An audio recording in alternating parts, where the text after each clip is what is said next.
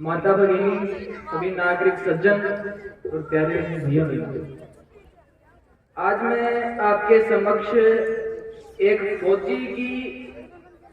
जिस अपनी ड्यूटी के समय वो जिस कठिनाई से गुजरते हैं, शहीदी के बाद उनका परिवार किस कठिनाई से गुजरता है, उनके परिवार पर क्या बीतती है, किस किस कठिनाई को झेलते हुए वो अपने देश की रक्षा करते हैं, एक ऐसी छोटी सी झलक मैं आपके सामने प्रस्तुत करता हूँ।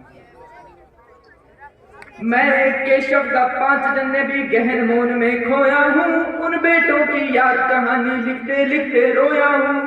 उन बेटों की याद कहानी लिखते लिखते रोया हूँ, जिस माथे की कुमकुम बिंदी वापस लौट नहीं पाई, चुटकी झुमके पायल ले गई कुर्बानी की अमराई, कुछ बहनों की राखी जल गई है बर्फीली घाटी में, बेदी के गठबंधन मिल गए हैं करगिल की माटी में, पर्वत पर कितने सिंदूरी सपने दफन हुए होंगे, 20 वसंतों के जज्बाती बेटे हवन हुए होंगे, टूटी चूड़ी धुला महावर रूठा कंगन हाथों का, कोई मोल नहीं दे सकता बासंती जज्बातों का, कोई मोल नहीं दे सकता बासंती जज्बातों का, जो पहले पहले चुंबन के बाद लाम पर चला गया, जो पहले पहले चुंबन के बाद लाम पर चला गया, नई दुल्हन की सेज छोड़कर युद्ध काम पर चला गया, उनको भी मीठी नींदों की करवट याद रही होगी, खुशबू में डूबी यादों की सलवट याद रही होगी, खुशबू में डूबी यादों की सलवट याद रही होगी, उन आंखों की 2 बूंदों से 7 सागर हारे हैं, जब मेहंदी वाले हाथों ने मंगलसूत्र उतारे हैं, जब मेहंदी वाले हाथों ने मंगलसूत्र उतारे हैं, गीली मेहंदी रोई होगी चुपके घर के कोने में, ताजा काजल छूटा होगा चुपके चुपके रोने में,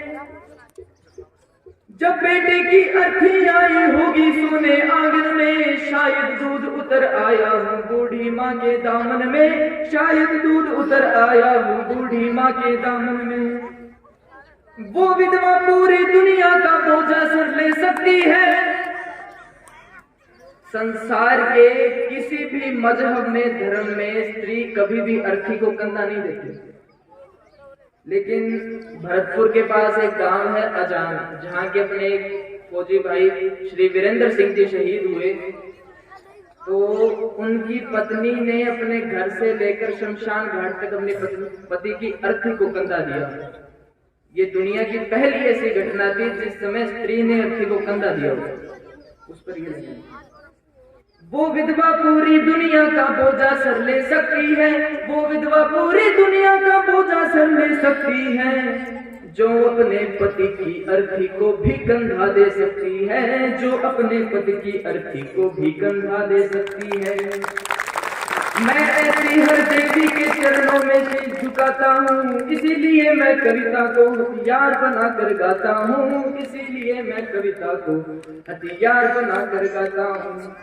जिन बेटों ने पर्वत काटे हैं अपने नाखूनों से,